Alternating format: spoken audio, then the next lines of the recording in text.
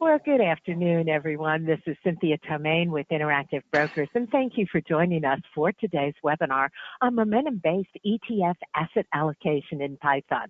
I'm very pleased to have with us this afternoon Jared Broad, who is the founder and CEO of QuantConnect, who's going to be handling today's event. So please, everyone, join me in welcoming Jared to today's session. And Jared, I'm going to go ahead and pass you the presenter controls. So if you can share your desktop, let's go ahead and get underway here today. Thanks, Jared, and welcome.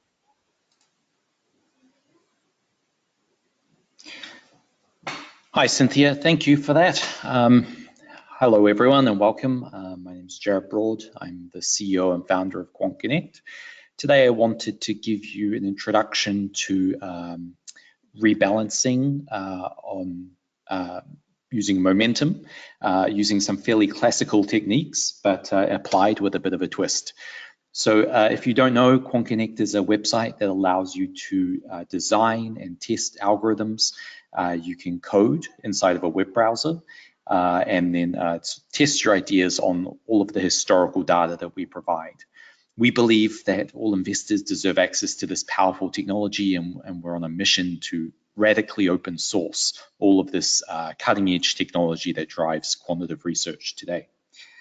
Keep in mind that all the examples discussed in this presentation are for educational purposes only, and any historical backtests don't guarantee future results. You should always do your own due diligence. We also are excited to present today a new offering that we're launching called Alpha Streams, where we find great investments and allow them to get funding through hedge fund partners that we're working with. So I will introduce a little bit more of that in the following slides. So when you're designing an algorithm in QuantConnect, you're working on the Lean open source project. This is a large open source project contributed to by thousands of engineers from all over the world. It's paired with our free financial data. So we provide data for equities, options, futures, Forex, and cryptocurrencies. And then when you run a backtest, it's all running on our cluster in the cloud.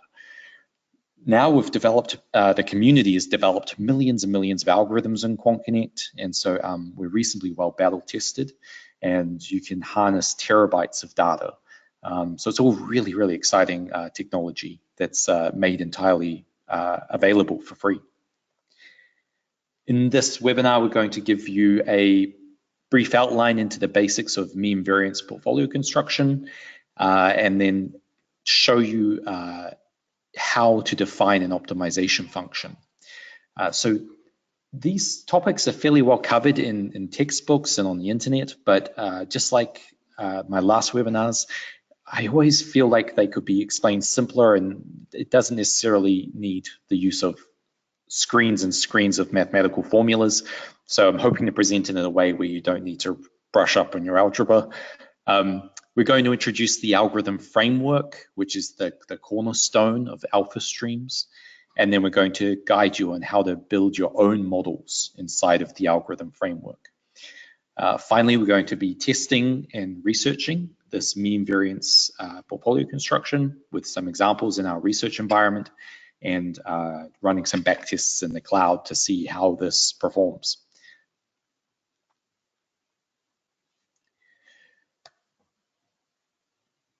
So the key for mean variance portfolio construction, it's this concept that we can try to reduce the volatility of our portfolio.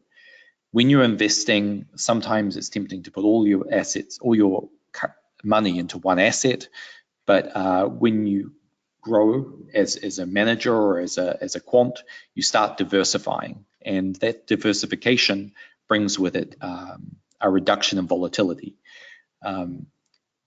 The key is, though, that if we find the right balance of diversification, of where to put that money, that we could potentially find an optimal weighting, and then we can reduce the portfolio volatility as much as we can. So to do this, in mean variance portfolio construction, or MVO is called sometimes, mean variance optimization, the core idea of it is that you've get an estimate of your portfolio returns. So say you've got 10 assets in your portfolio, you need to have an idea of, you need to take a guess of what those 10 assets might do in the near future and how volatile they might be in the near future. So that guessing, that estimate of what the portfolio returns might be is the key of mean variance optimization. And that's, we're going to be going into that a little bit more in the next slides. So then with this portfolio of assets, then we need to assign each one of them a weight. So when you have those 10 assets, the simplest portfolio might just be equal weighting. So you just assign a fixed amount of capital to each asset. But with mean variance optimization, you're trying to find an ideal weighting to put towards each of the assets to see if you could minimize its variance. And then finally, experimenting or optimizing with lots and lots of different weights to find the portfolio balance which has the minimal volatility. And so this is using your expected returns from number one. So we're taking a guess of what the returns might be, and then we're making an allocation of what the portfolio, the best portfolio would be based on this guess. So you can see there's a few bits and pieces here which are kind of linked and a little bit ill-defined, and we'll show how that's fairly weak in the following slides. So just an illustration. Say you've got two stocks in your portfolio, and in this example, I've actually mocked up this data. This is actually a sine wave, and they're both sine waves, and I've just shifted them by 90 degrees. You can actually see that the ideal portfolio might actually be 50-50. So that if you put half of your capital in one and half of your capital in another, then you can actually find this ideal balance and you'll get a perfectly smooth line. Of course, the real market dynamics are not quite this simple, and you're often working with portfolios of much more than two assets, so it becomes more complicated. But this is just the best way to understand it. It's about how to find this ideal weighting between these two stocks so that you can get the best balance.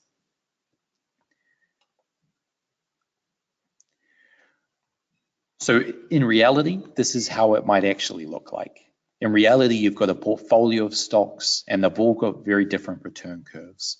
And so you can see here all the different return curves starting out from a hypothetical starting price and where they might be going for each of the stocks. So each one of these lines is also a projection. So we're guessing where the stock might go.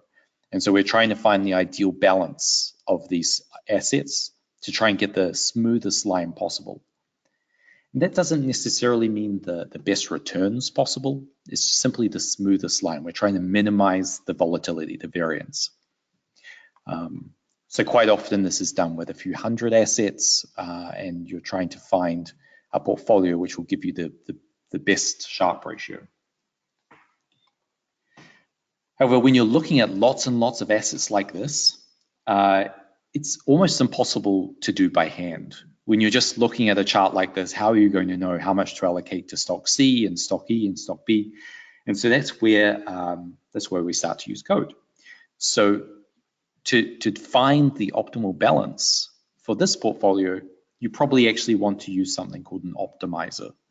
And these optimizers are built into Python. You don't need to code them yourself, but you just need to give them a target. What are we trying to achieve? So the mean variance optimization is most commonly implemented with these optimizers. So these optimizers take a range of assets that you're working with, and you give it an aim or a target to hit, and the optimizer goes and experiments with lots and lots of different portfolios to figure out the best balance. So that target that you're trying to hit is called the objective function. So we take these optimizers and we give them an objective function, and then they can go and solve the problem to give you the best possible portfolio. So most commonly in most textbooks, you'll find that this objective function is simply the variance formula. So they're trying to minimize the variance of the algorithms. So here we can see the classic one is to minimize the expected volatility, what we think the projected volatility is going to be. To make this a little bit more interesting, we thought we might actually throw in an idea that maybe we could also optimize the Sharpe ratio. So perhaps these optimizers, you can give them whatever you want. So maybe instead of just trying to optimize the textbook definition of MVO, we could provide our own twist on what it should be optimizing. And so instead, we might be looking to, for example, maximize the Sharpe ratio of the portfolio versus just minimizing the volatility. So this formula, this expected portfolio return divided by the square root of variance, this is basically the formula for the Sharpe ratio. It's missing a few pieces which are relatively minor, but if we make this our objective function, we can also potentially be maximizing the Sharpe ratio of our algorithm. So we're going to experiment with that shortly. So we have one math slide, just one, I promise, just as a token math slide. So the way this is represented for a 3-asset portfolio. So we'll just reduce it to 3 assets. And you can see here, this W stands for the weight, and this E stands for the expected return of this asset.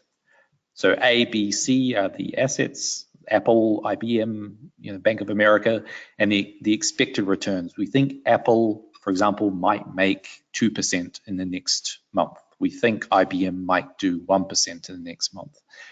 And so your returns of the portfolio, the RP, the returns of the portfolio, is the sum of this.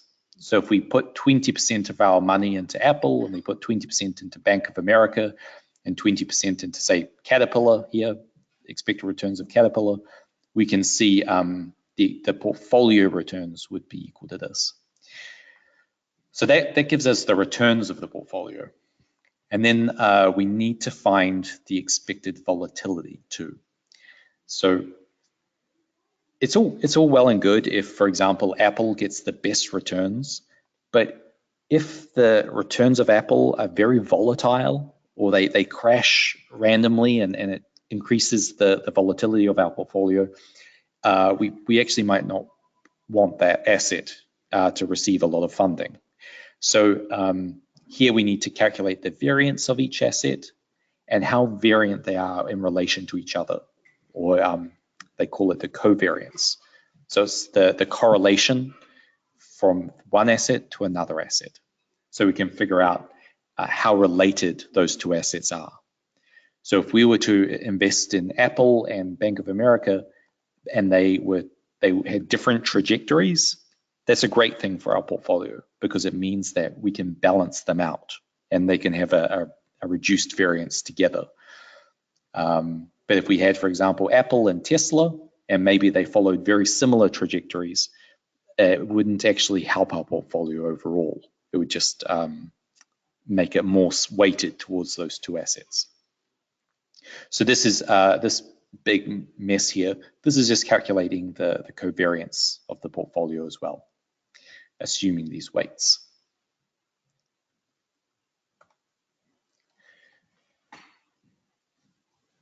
So we've got a little bit of theory under our belts now.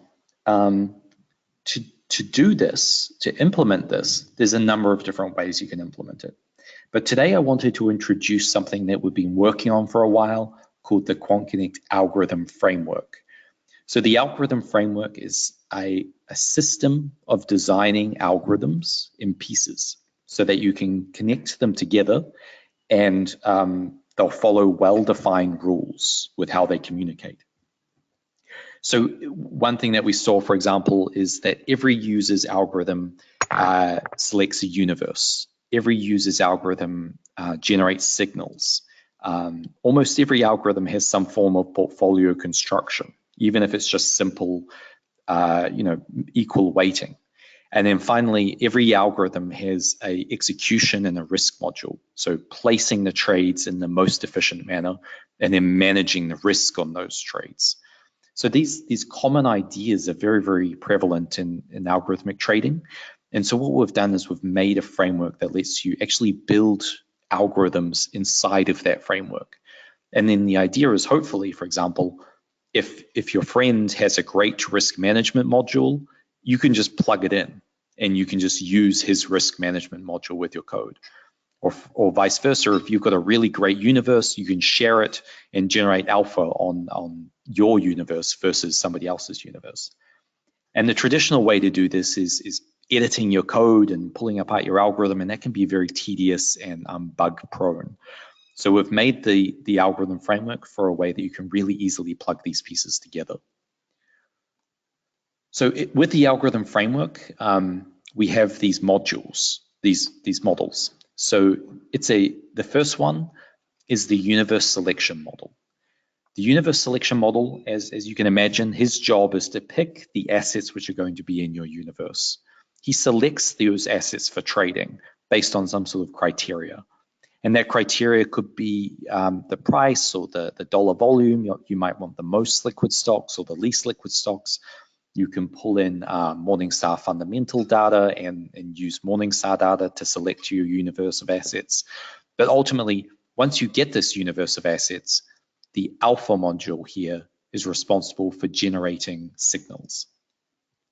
So these signals are, in the algorithm framework, these signals are a prediction. Essentially, they are an idea of where do you think this asset is going to go. Is it going up? Is it going down? How much is it going up? How much is it going down? And how confident are you in that prediction statistically? What sort of confidence do you have in that prediction? So these predictions, we call them insights. The alpha module is creating these insights. And those insights are fed into the portfolio construction model. So this is what we're talking about today. This is the canonical mean variance optimization model. And so he's going to be taking a list of insights from the alpha model and then using that to build a portfolio. So when the mean variance optimization has done its job, he outputs a share count, a target portfolio. And that target portfolio is effectively, I want 100 shares of Apple, I want 50 shares of IBM, I want 200 shares of SPY. And this is the sort of total portfolio that we should be aiming for. And then finally, the execution and the risk management modules take these target portfolios and they convert them into trades. So if you have 200 or a better example, if you have 2 million shares of Apple to buy, you might want to break those up over time. So the execution model breaks up those trades over time and starts sending them in little pieces to the market. And so that you can plug and play all these different modules. So in Lean, we've started building these modules. We've created about 2 of each of them at the moment, and we're just going to be adding maybe 1 a day for the next few weeks. This is the team's working really hard on building modules for each of these different things. And this webinar was to demonstrate one of the modules we built just last week. So that was the mean variance module. So last week, we also built the VWAP execution module, and we built the standard deviation execution module. And so these are a lot of fun. And because it all plugs together so easily, it's really fun to just pull in the code and just start using it. So you guys can play with that after the webinar. So now taking it back to what we're working on. So we want to somehow bring this mean variance and plug it into the algorithm framework and use it in Lean. So there's a few problems with mean variance optimization. I just want to gloss over them quickly because looking at any backtest is kind of useless if you don't really understand why it's happening and what's going on. So with mean variance optimization, you're making a prediction about the expected returns and the expected volatility. And so this is error prone, and you're making a prediction and balancing a portfolio based on something which might happen in the future. So it's error prone, and there is absolutely going to be errors in it. And we're making those assumptions that on how the returns will do. Most of the variance estimations are based on a normal distribution. So when you do these these volatility and variance, you're expecting that it's going to be normally distributed, which isn't the case with a lot of market conditions. And so because you're making assumptions and then you're investing based on those assumptions, a lot of this can be magnified. So any errors that you have in your estimates will be only magnified once you make a portfolio of those errors. So this can result in some nonsensical portfolios, but thankfully we've eliminated that today. But in your own work, when you work with mean variance optimization, you should make sure that your portfolios make sense. You need to sanity check them. The final stage of testing in QuantConnect is when we run those models through to put them into the open source. We make sure, does this make sense? Is this algorithm working as a human might do it? And then in practice, it's actually more common to use this technique called the Black-Litterman method. So that's a different model that's similar, but works better with these predicted values. So the algorithm framework, I'm going to show you some code here.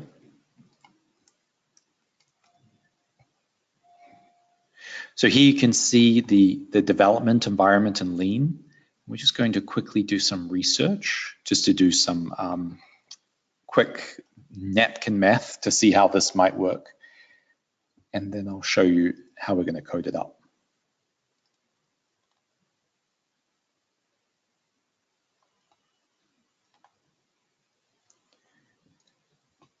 Okay, so here you can see this is the research environment of QuantConnect. You can see this at quantconnect.com/research. After the webinar, I'm going to post everything that you see here today to the forum. And so if you're interested, you can go and clone the notebooks from the forum and run the Jupyter notebook on QuantConnect, and also clone the algorithm that we worked with today so that you can see exactly how we did it and follow along in the code. So in this notebook, we're just going to do, we're going to test that we can run a single optimization. So here we just import some of the basic things. And then here we're importing a list of symbols. So these symbols are liquid ETFs that go back a few years, and they're actually pulled from a research paper by Meb Faber. So this is an article in the SSRN. It's the Journal of Wealth Management from over 10 years ago. You can go and read this paper, and then it's been explored by Allocate Smartly as well, and you can see a number of the ETFs that they've chosen here from that paper. So we've used these ETFs, and you can pull them in here, and the idea is to see how can we find the best balance of this portfolio. To do that, we need some data, so we make some history requests here, and you can see the data for the last few months. And then you can see here we've got the price and the assets price for the last few months. So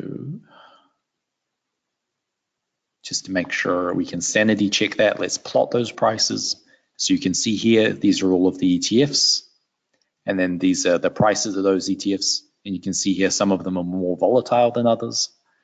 Some of them had some dips and crashes over the last few months. And here we have the asset prices, and to make it more usable, we're actually going to convert it into returns. So this is just the daily return of those assets. We're looking at the price change day to day, and we're listing it here as a percentage. So you can just see the daily percentage change for each of the assets. So that way we can compare them side by side. And then if we plot the daily return, you can see this is the noise that we're working with. This is the daily returns of those assets. And as you can see, it's not very smooth and it's fairly noisy. And so we need to convert this into some usable portfolio that our algorithm can earn a return from. So here is a little snippet for doing portfolio optimization. And you can see here we've defined a portfolio optimization class, and we've defined a couple of methods. This one is here. This is the optimizer. We're looking to minimize this function here. The function that we're using here is the Sharpe ratio function. And so from the slide earlier, you can see this annual return divided by the annual volatility. So this is the approximation of the Sharpe ratio that we were talking about before. We feed that into the minimizer, and we give it all of the returns, and then it can output the optimal weights given these constraints. So when you use an optimizer, it doesn't really know much about the world. So you need to give it some boundaries. You need to say, this is a common sense range of asset weights that you can assign. Otherwise, the optimizer might run away and just put 100% of your portfolio into Apple. So those constraints here is actually this function. And so you can define your own constraints and make it more intelligent. You know, maybe you want to make sure that there's no more than 5% of your portfolio in any one asset. So you can just define that in your constraint, and the optimizer will find the new optimal portfolio. So if we run the optimizer, it's just a really quick return here, and we can see it's calculated these weights. So here, these are percentage weights assigned to the assets, and just to do a quick common sense check, it's saying V and Q, which is the real estate one, I believe.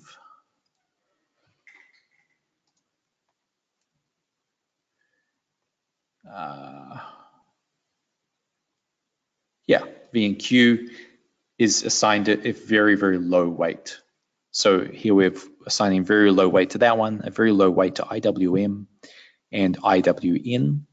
And then we're putting maybe about 12% of our portfolio into DBC and a lot into BWX. So let's sanity check those.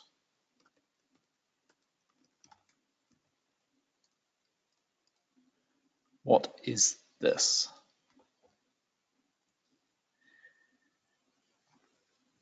So if you look back, you can see this has got a reasonably smooth but still volatile curve history. You can see here in the last year, it's been reasonably smooth upwards. And so really it's a question of how well this one did relative to the other assets in the portfolio.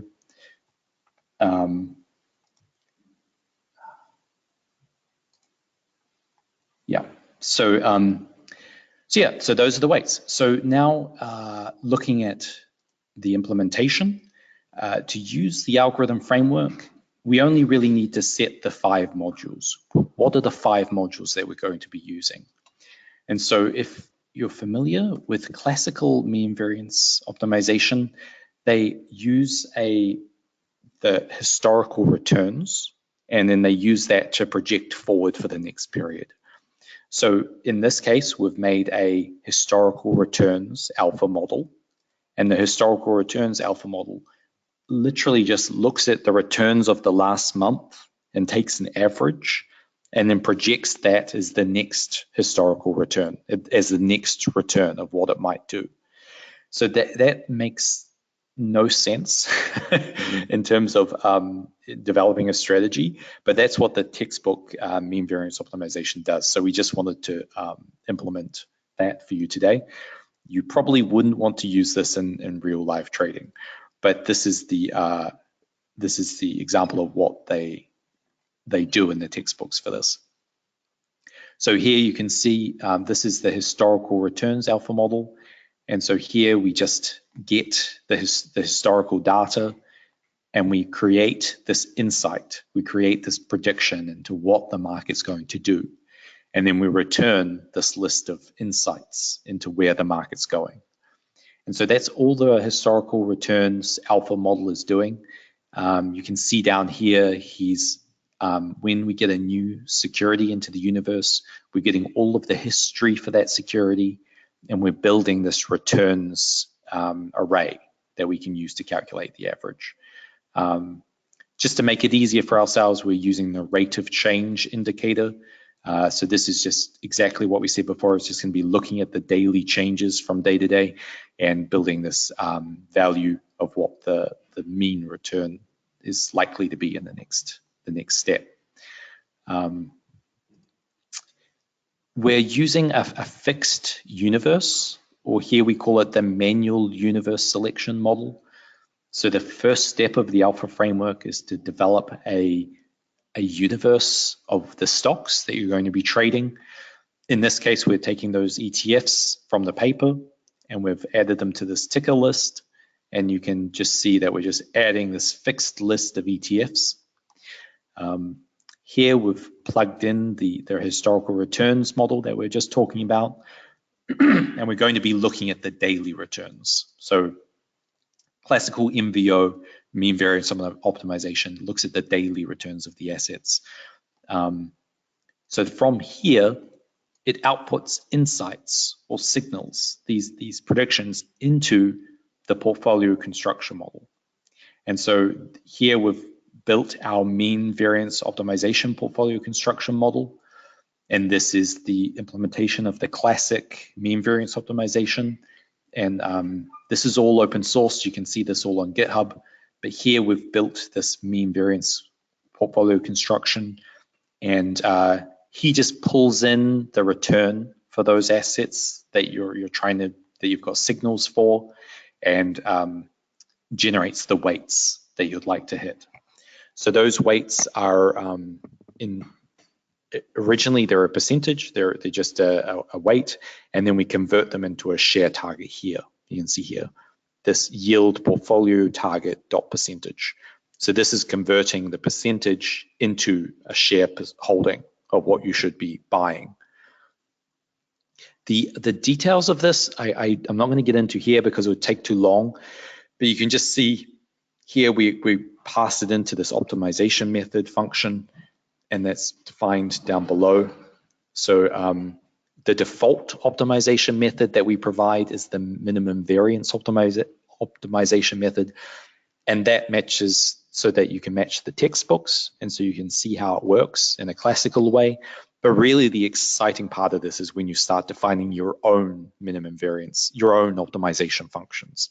So how can you use this portfolio construction system to optimize in a different way? So this one comes with it, and we recommend that you build it yourself. You build another type of optimization function. So this does the same thing as before. When there's a security change, when there's a new asset in the universe, for example, we build up this history.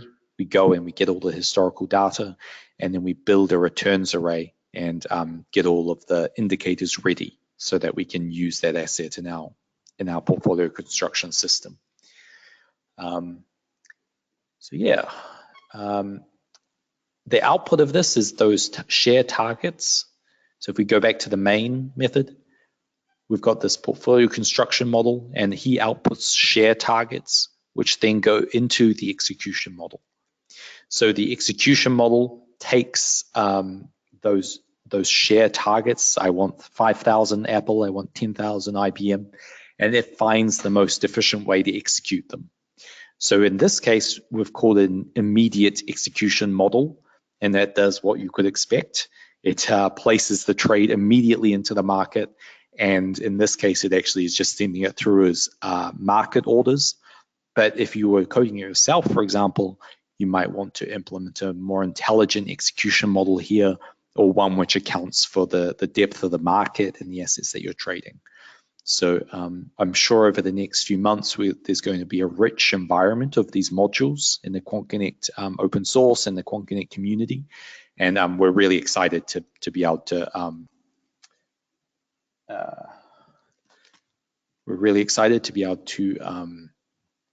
have these modules provided in the QuantConnect ecosystem. So finally, the before the actual portfolio targets get to the market, the risk management module takes a crack at it. So in this case, it looks at the market, it balances the risk, it sees, maybe you're too exposed in one sector and you don't have enough assets in another sector. And so the risk management module seeks to balance out that risk and then shuffle the portfolio if it needs to. So in this case, we're actually using a null risk management module, which means actually do nothing. So this risk management module is doing nothing. But we think that in the future, the community might, for example, look to build a trailing stop risk management module or a sector weighting risk management module so that you can make sure you're not too exposed in any one asset or sector. Or you might even be, for example, a flash crash risk management module and keep an eye out for flash crashes and constantly rebalance your portfolio if a flash crash occurs. So there's a lot of potential here that we're pretty excited about. So here we've got the mean variance optimization model, and it actually takes an argument, and if you want, you can put in this maximum Sharpe ratio optimization method. So here we've implemented a method which maximizes the Sharpe ratio so that we could do some experimenting, and to calculate the Sharpe ratio, we get the returns and the variance, and we fed them into this optimizer here, and it returns the weights. And so you can see our function here for calculating the Sharpe ratio. All right, so ideally, there's a lot of code on these other files, but ideally, once the community and the ecosystem builds, it should really only be about 5 or 10 lines of code in order to implement a framework algorithm. Most of your efforts should be focused on implementing your alpha model. And then the risk and the execution models and the portfolio construction, all of that's going to be done for you and open sourced. So you can just pull it into your algorithm and start using it on any day. So once we're ready, we can just build this guy.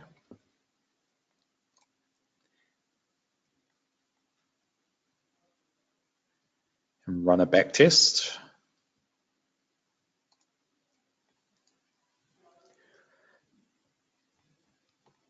So this is taking that code, sending it up to the QuantConnect cloud and running this back test across all of our historical financial data. The period that it's looking from here is 2017 to 2018. So we've just got a 1-year back test here running the full framework. So you can see here, this is implemented as a QC algorithm framework strategy. So it's got all of the functionality of the normal QuantConnect API, and then it's just built a layer on top of the QuantConnect API so that you can just use it and use all of the methods that you're familiar with from the base class. So once that launches, it's taking its time. There's a lot of you in the cloud today, so it's going to take some time, but I ran this one before the webinar. So one of the cool things with the algorithm framework system is actually that you get an enhanced interface. So when you run an algorithm framework, we can see here the strategy equity over that period. You can see here the direction score and the magnitude score. So when you predict, when your algorithm estimates that the return is going to be up, and it actually is up after your algorithm runs, then this will give you a positive score. So in this case, our direction score is actually 38%. So that means for this period, the historical returns alpha model was a very bad predictor about what the direction of the market was going to be.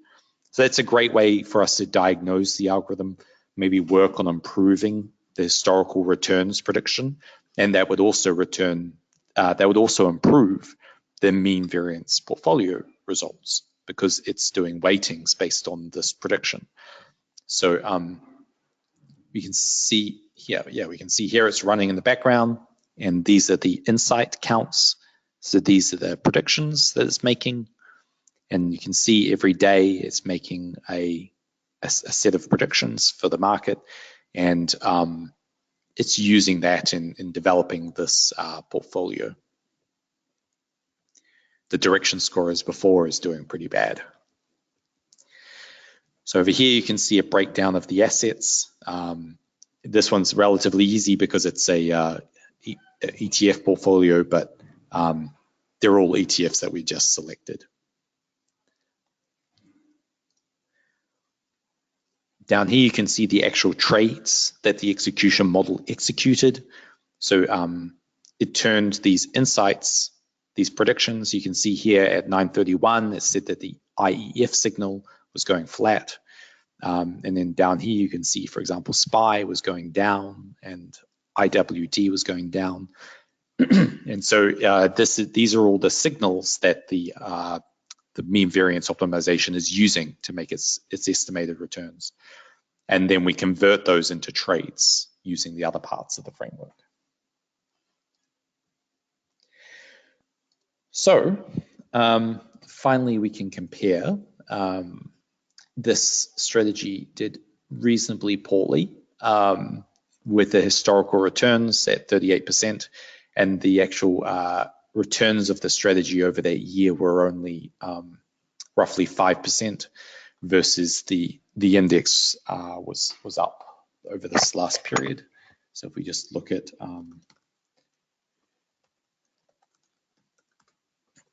you can see here on the on Yahoo Finance, it's gone up roughly $40, $30, so roughly 10%. So we haven't quite beat the market this time, but hopefully we've got a portfolio which has less variance. So if we come down here, we can see a Sharpe ratio here. The Sharpe ratio of the strategy was 1.3, which is actually pretty good. So we've hopefully reduced the variance of the portfolio relative to the market. And you can see here, as we saw above, the compounding annual return was fairly low. So we still have some more work to do, but that's the framework, and you can start experimenting and looking into the different ways to use the framework in the different modules.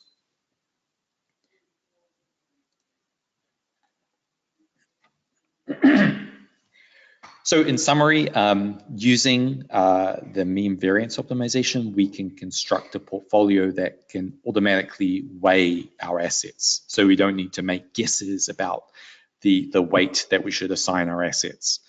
There are a number of things we need to define and to work on to improve the volatility, but improving the expected return prediction and improving the expected volatility predictions are a big part of that.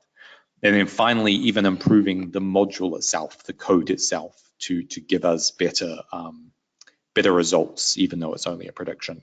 For example, implementing the Black Litterman. So yeah, thank you very much. That was the presentation. I really hope you enjoyed the introduction to the algorithm framework and how we've applied mean variance. I'd love to take any questions if you have some at this time. Thank you so much, Jared. And I'd like to remind everyone has asked, is there any library of existing modules?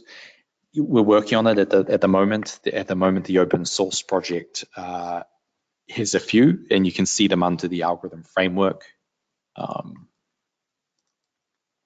You can see here in the documentation, we've just started building out the documentation for the algorithm framework, and you can learn more about how it works. And then in the GitHub project, sorry.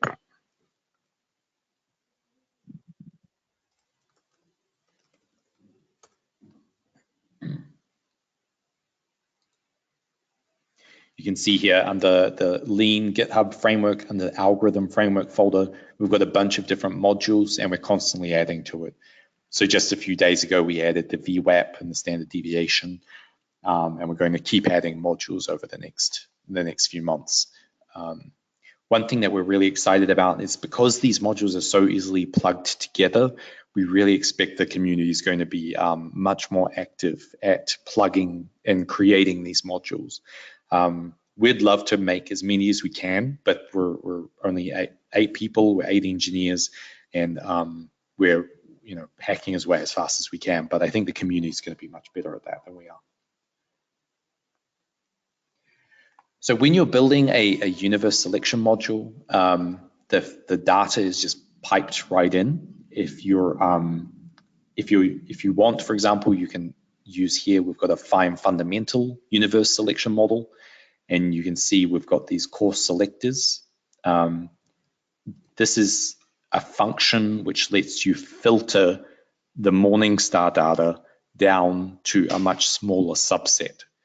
So with the modules, we pipe all of the Morningstar data in, and you need to tell us which symbols you want, which of the tickers would you like to get the data, would you like to be in your universe. So first we go through the course selection function, and then that does the rough cut of the universe, like which top 1,000 symbols you want to be in the universe, and then finally the fine selector, which does the fine selection. So it's a little bit abstract. So I recommend you start with this this model that we made the other day. It was called the QC 500 universe selection model. And so we're looking to get the best guess of what the S&P 500 might look like.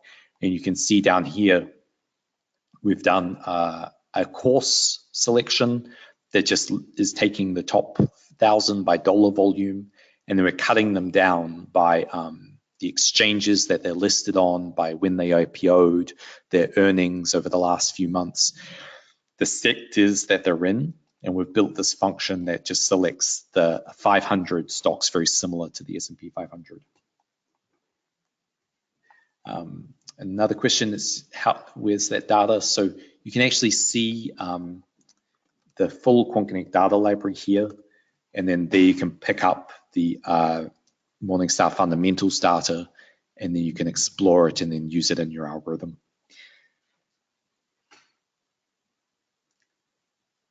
One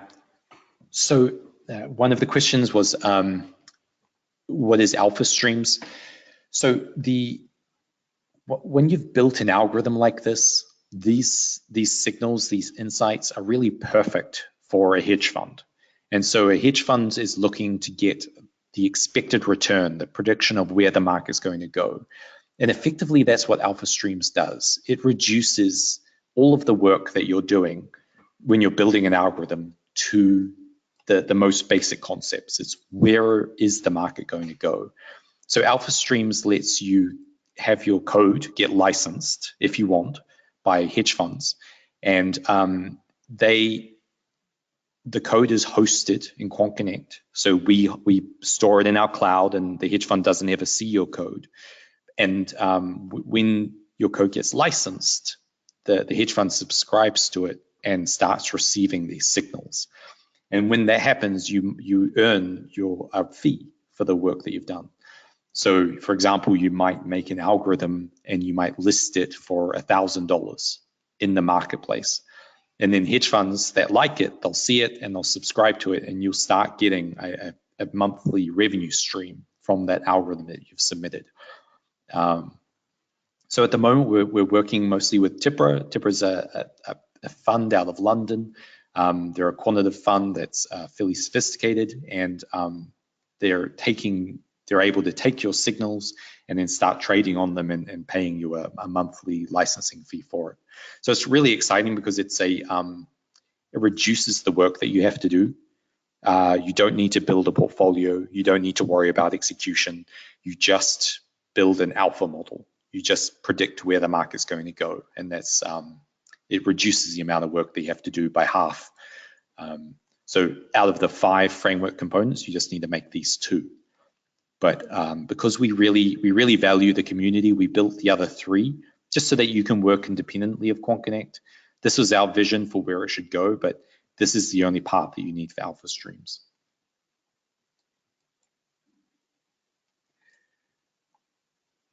So another question by Sonor. has analyst recommendation histories been added, or can it be added?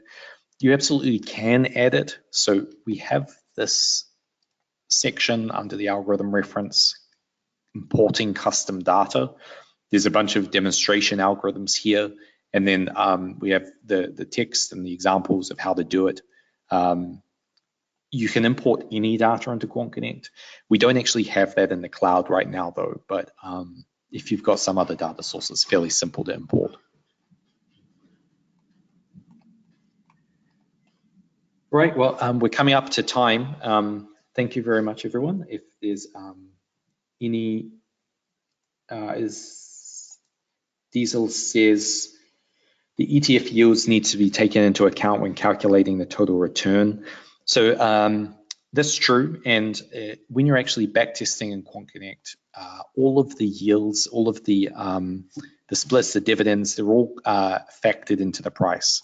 So we hide so much of the work that goes on, but just by saying this and saying, you know, give me the equity market data, behind the scenes, we're making sure that we include all the dividend payment data as well. And the price that your algorithm is getting is actually the adjusted price. So that's being fed into these models, and it's being used to generate the signal.